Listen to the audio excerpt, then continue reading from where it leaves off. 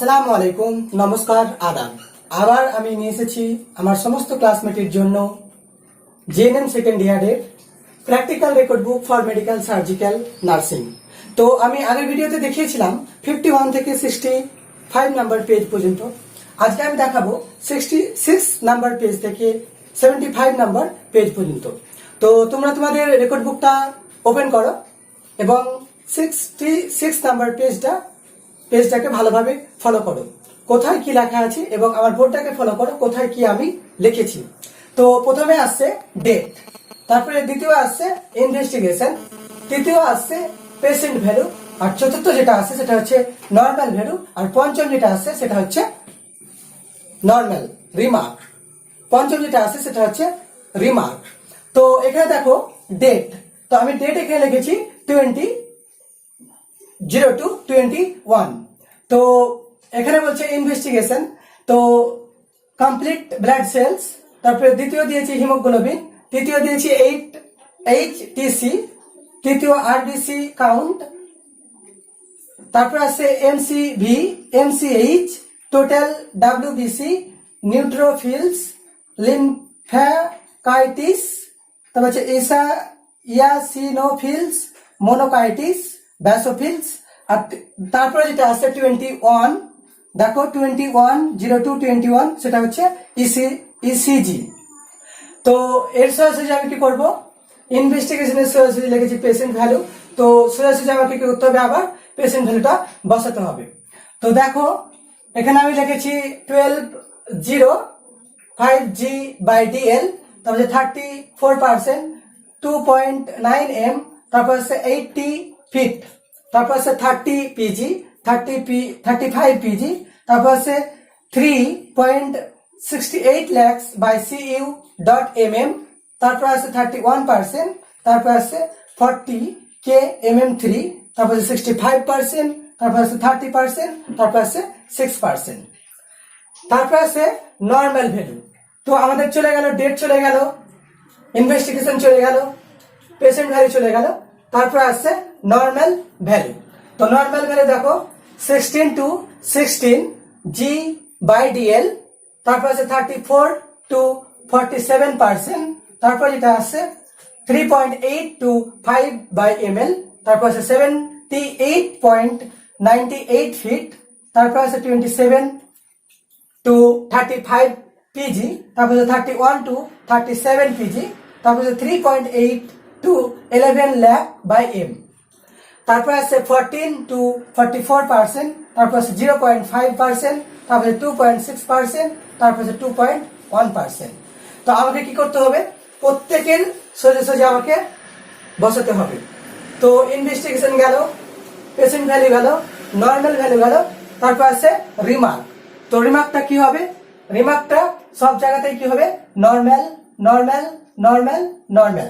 তো এখানে দেখো আমি তোমাদের সুবিধার্থে নর্মালটাকে লিখে দিয়েছি ডট ডট দিয়ে, কিন্তু এখানে দেখো তোমাদেরকে কি করতে হবে, তোমাদের রেকর্ড বুকে সব জায়গাতেই কিন্তু তোমাকে সম্পূর্ণ বাক্যে লিখতে হবে নর্মাল নর্মাল নর্মাল, ঠিক আছে। তারপর দেখো যেটা লাস্ট যেটা আসছে ECG। তো ECGটা কি করতে হবে, ECGটা কি হবে, ইনভেস্টিগেশন আসছে ECG, পেশেন্ট ভ্যালুতে কিন্তু এটা গ্যাপ থাকবে, আর নর্মাল ভ্যালুতেও এটা কিন্তু গ্যাপ থাকবে, আর রিমার্কেও এটা থাকবে গ্যাপ। তো সবাইকে শেয়ার করো ভিডিওটা, তাহলে কি হবে, সবারই সুবিধা হবে। তারপর পেজ নাম্বার আসছে 67। তো তোমরা রেকর্ড বুকে 67 পেজ খোলো, দিয়ে ভালোভাবে লক্ষ্য করো, আর আমার বোর্ডের দিকে ভালোভাবে লক্ষ্য করো, আমি কোথায় কোন শব্দটা লিখেছি তা তোমরা ভালোভাবে লক্ষ্য করো। তো রেকর্ড বুকের প্রথমে যেটা আসছে 67 নাম্বার পেজে ডেট অফ অর্ডার। তো ডেট অফ অর্ডার, তো আমি এখানে 3টি ডেট দিয়েছি, 3টি ডেটই হচ্ছে একই ডেট, 22/21, 22/21, 22/21। তারপর দেখো বলছে নেম অফ দ্য ড্রাগ। তোমরা রেকর্ড বুকে ভালোভাবে লক্ষ্য করো, তাহলে বুঝতে পারবে কোথায় ডেট অফ অর্ডার লেখা আছে, কোথায় নেম অফ দ্য ড্রাগ লেখা আছে, তাহলে তোমরা বুঝতে পারবে। তো এখানে বলছে নেম অফ দ্য ড্রাগ, তো আমি এখানে লিখেছি ইরিথ্রোমাইসিন, ইরিথ্রোমাইসিন। তারপরে দ্বিতীয় যেটা ড্রাগটার নাম লিখেছি সেটা হচ্ছে নেপ্রোসেন, আর তৃতীয় হচ্ছে আইভি ফ্লুইড। তারপর দেখো ডোজ, তো এখানে ডোজ, তো ইরিথ্রোমাইসিনের ডোজ হচ্ছে 300 mg। তারপরে নেপ্রোসেনের ডোজ হচ্ছে 125/mg। তারপর দেখো আইভি ফ্লুইডের ডোজ কত হচ্ছে 500 ml, কত ঘন্টার জন্য 6 হাওয়ারলি, মানে 6 ঘন্টার জন্য। তারপর দেখো রুট, তো রুট এখানে erythromycin oral, naproxen oral, IV fluid IV. তারপর দেখো ফ্রিকোয়েন্সি বিডি 508, তারপর আছে আইভি ফ্লুইড 6 হাওয়ারলি, 6 ঘন্টার জন্য। তো এখানে তোমরা আমার বোর্ডের দিকে ভালোভাবে লক্ষ্য করো আর তোমাদের রেকর্ড বুকের দিকে ভালোভাবে লক্ষ্য করো, তাহলে বুঝতে পারবে কোথায় ফ্রিকোয়েন্সি লেখা আছে, কোথায় রুট লেখা আছে, কোথায় ডোজ লেখা আছে, কোথায় নেম অফ দ্য ড্রাগ লেখা আছে, কোথায় ডেট লেখা আছে। তারপর আমরা চলে যাব অ্যাকশন। তো তোমরা তোমাদের রেকর্ড বুকে ভালোভাবে লক্ষ্য করো আর আমার বোর্ডের দিকে ভালোভাবে লক্ষ্য করো। তো অ্যাকশন, তো অ্যাকশনের প্রথমে যেটা আসছে সেটা হচ্ছে অ্যান্টিবায়োটিক, অ্যান্টিবায়োটিক। তারপর দ্বিতীয় যেটা আসছে সেটা হচ্ছে অ্যান্টিনফ্ল্যামেটরি ড্রাগস, অ্যান্টিনফ্ল্যামেটরি ড্রাগস। তারপর থার্ড যেটা আসছে সেটা হচ্ছে to developmentary, to developmentary of body, to developmentary of body.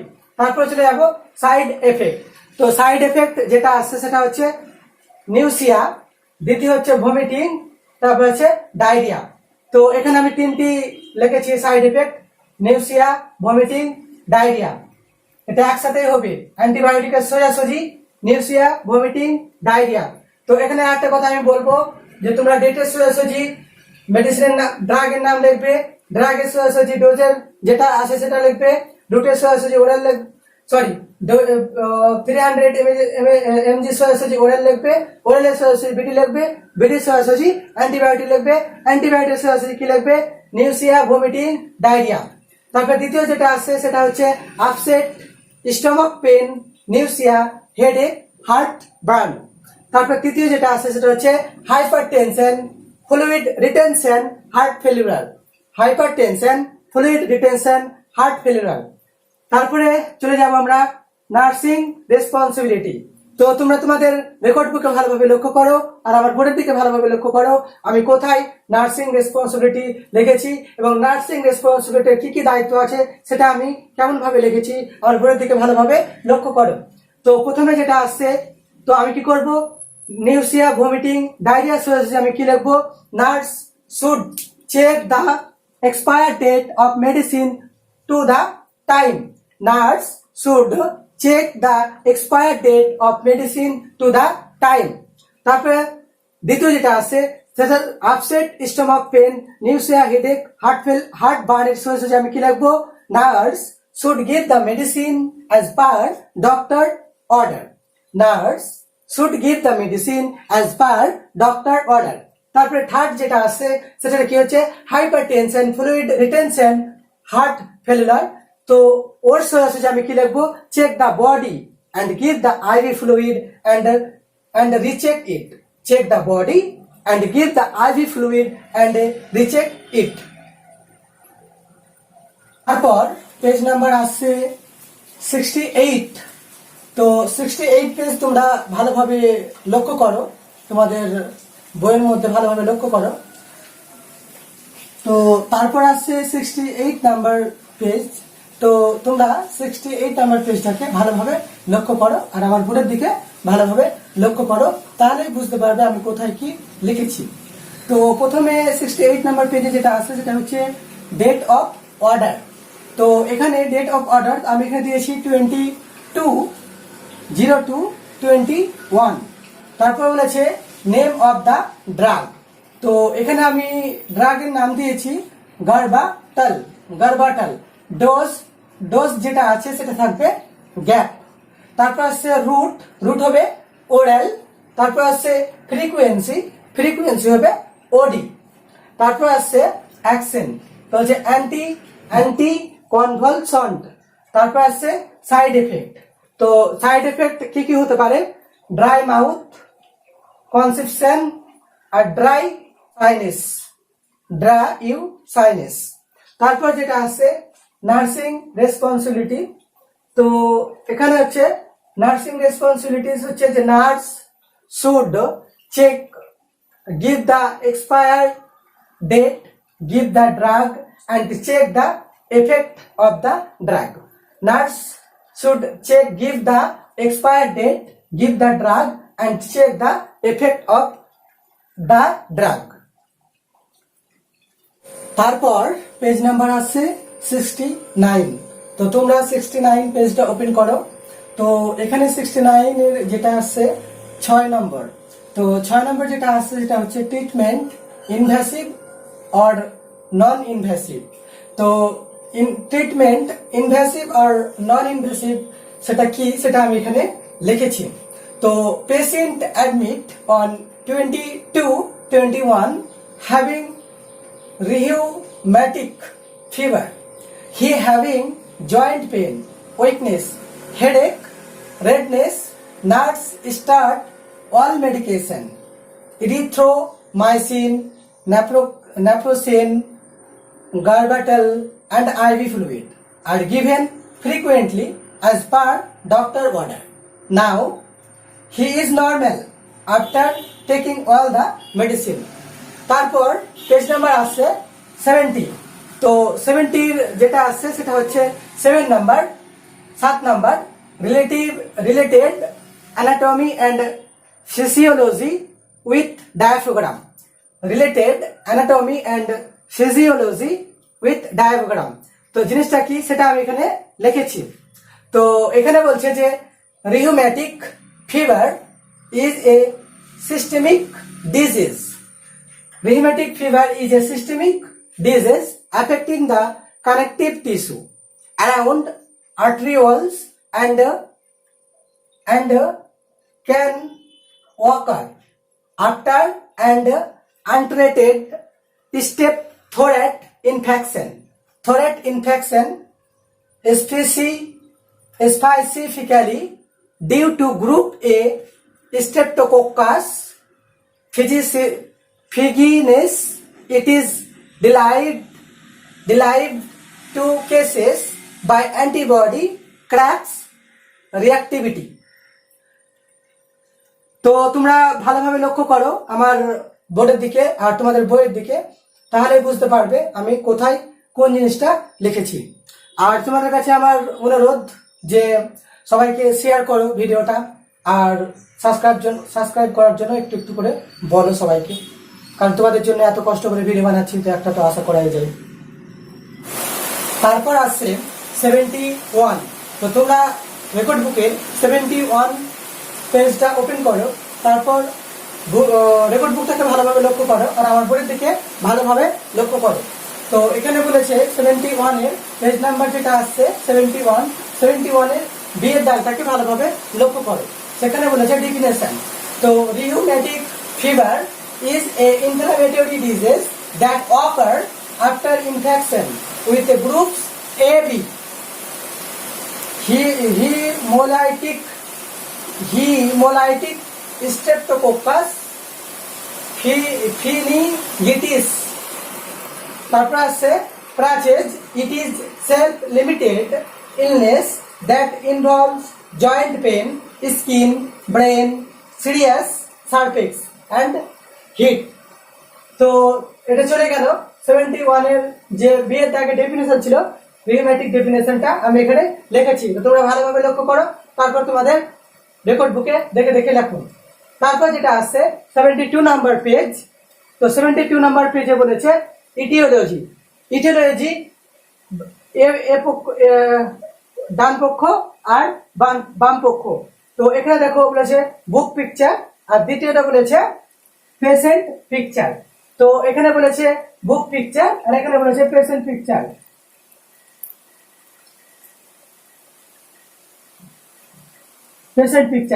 তো এখানে বলেছে বুক পিকচার আর দ্বিতীয়টা বলেছে পেশেন্ট পিকচার।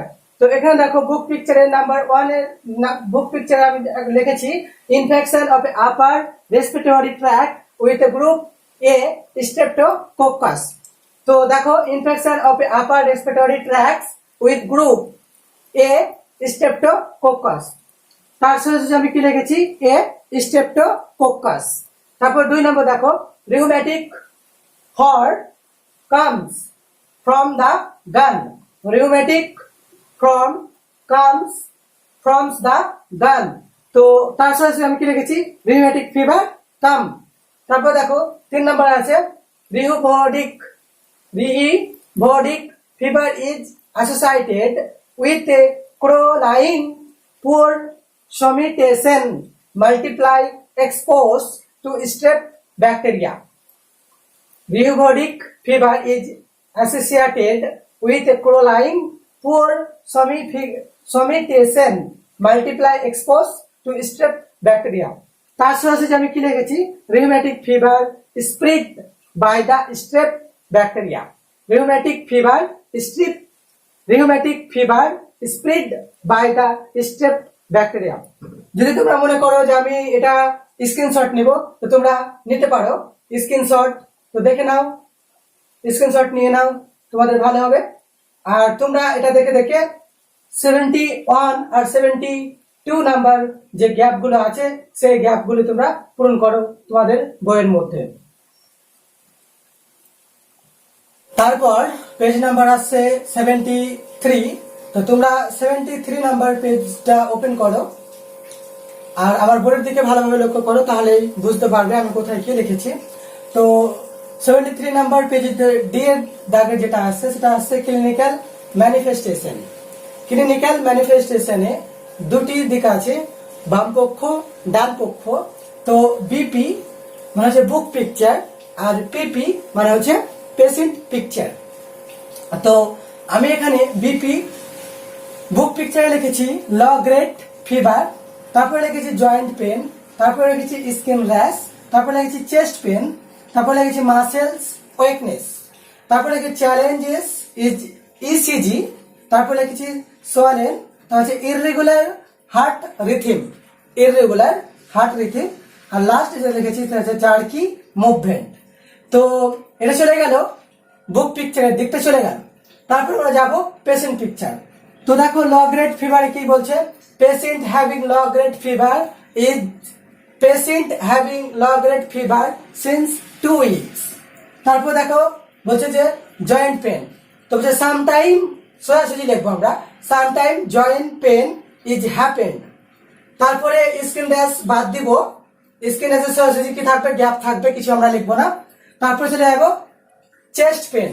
তো চেস্ট পেনে কি লিখবো abnormal ECG is found, abnormal ECG is found।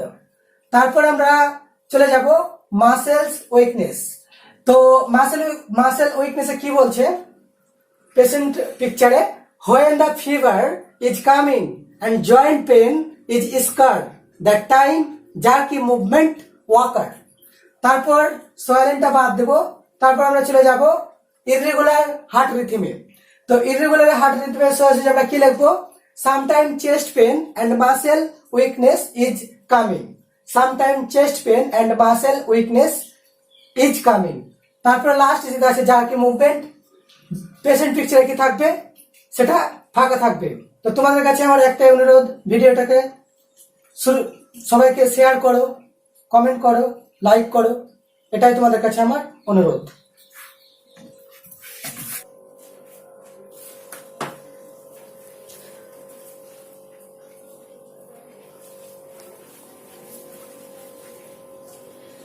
তারপর পেজ নাম্বার আছে 74। তো তোমরা 74 পেজটাকে ওপেন করো এবং তোমাদের বইয়ের দিকে লক্ষ্য করো আর আমার বোর্ডের দিকে লক্ষ্য করো। তো এখানে 74 কি বলেছে, 74 বলেছে প্যাথোফিজিওলজি। তো এখানে দেখো আমি লিখেছি infection, toxins, injury, inflammation, ইমিউনি response. এখানে দেখো আমি লিখেছি pathophysiology, infection, toxin, injury, inflammation, ইমিউনি response.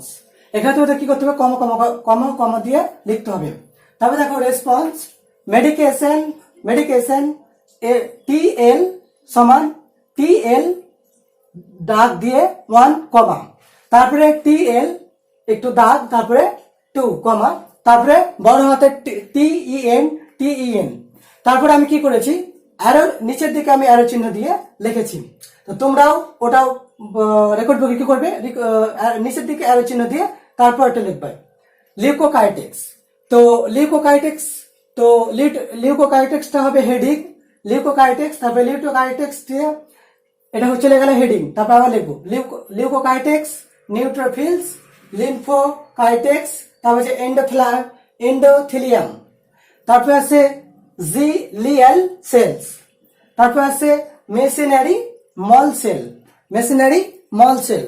তারপর আমি আবার নিচের দিকে অ্যারো চিহ্ন দিয়ে এখানে লিখেছি পিজি রোগোনিক, পিজি রোগোনিক, আর একটু ছেড়ে আমি লিখেছি সাইটোকাইনেস, পিজি রোগোনিক আর সাইটোকাইনেক্স। তো এর সম্বন্ধে আমি আবার নিজে কিছু লিখেছি, আইএল একটু দাগ, তারপর দিয়েছি 1 কমা, বড় হাতের টিইএন টিইএন, তারপরে কমা, জিপি জিপি জিপি লেখার পর লিখেছি 130, তারপর লিখেছি রিসেপ্টর কমা লিগ্যান্ডস, রিসেপ্টর কমা লিগ্যান্ডস। তারপর আবার আমি আবার কি করেছি, নিচের দিকে অ্যারো চিহ্ন দিয়েছি। তোমরা সেই একই রকম করবে, অ্যারো চিহ্ন দিয়ে নিচে লিখবে হাইপোথ্যালামিক, তারপরে একটু ছেড়ে এন্ডোথিয়াম, হাইপোথ্যালামিক, তারপরে একটু ছাড়বে, একটু গ্যাপ রাখবে, তারপরে এন্ডোথিয়াম। তো প্রোডাকশন অফ পিজিই2, পিজিই2। তো তারপরে আমি কি করেছি, যেহেতু আমার বোর্ডে মানে জায়গা কম, তার জন্য আমি এখানে আবার নিচে দিকে অ্যারো দিয়েছি। তো তোমরা কি করবে, এর মিডিলে অ্যারো দিবে, hypothalamic endothalamic production of PGE, তার মিডিলে অ্যারো দিয়ে এটা লিখবে। Elevated set point, elevated set point, activation of vasomotor centre, vasomotor centre comma neuron comma peripheral comma vasoconstriction and heat production. তারপরে আবার নিচে দিকে আরো দিয়ে কি লিখবে, রিউম্যাটিক ফিভার। হচ্ছে যে 75 নাম্বার পেজটা আছে, সেই পেজটা আমাদেরকে লিখতে হবে না, সেটা ফাঁকায় থাকবে, তার জন্য আমি লিখিনি। তো সুবিধা হয় তাহলে আমাকে কমেন্টের মাধ্যমে জানাও, আমি তোমাদেরকে কোন জায়গাতে কি অসুবিধা হয়েছে আমি সেটা তোমাদেরকে আবার বুঝিয়ে দেবো কমেন্টের মাধ্যমে। আর তোমাদের কাছে আমার একটা অনুরোধ, ভিডিওটিকে সবার কাছে শেয়ার করো, সাবস্ক্রাইব করো, কমেন্ট করো আর লাইক করো। ততক্ষণের জন্য বাই বাই, সবাই ভালো থাকো, সুস্থ থাকো, আবার আমাদের দেখা হবে দ্বিতীয় ভিডিওতে। Thank you so much.